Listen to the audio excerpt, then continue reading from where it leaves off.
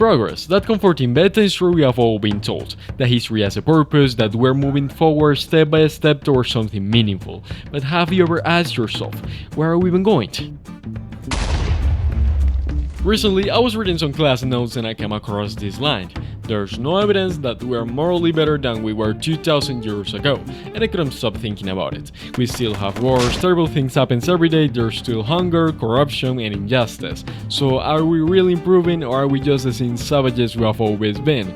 Only now with cars and drones. But wait, who told us we're making progress? Where does this idea even come from? To understand that, we have to go back to the Enlightenment. This was the era when science and reason started to take the wheel, leaving faith and religion in the backseat. Before that, humanity's goal was pretty simple: behave, suffer a little, and hopefully get into heaven. But after the Enlightenment, we started to believe that we were capable of much more, that we could think for ourselves, build, improve, and shape our future. From then on, we began to see life as a straight line, a constant race towards innovation, human well-being, and a deeper understanding of the universe. Sure, we have better technology, we know more about the universe, about ourselves, about atoms, DNA, and black holes, but does that really mean we're progressing? Sure, we have made incredible discoveries, but where is all that taking us? Global warming is worse than ever, inequality keeps rising, and basic things like food, housing, or healthcare are getting harder to access. So is this what progress looks like, or are we just upgrading the tools while the same old problems stay untouched? The Enlightenment wanted to kill God, and maybe it did, but it turns out we're not that good at living without one,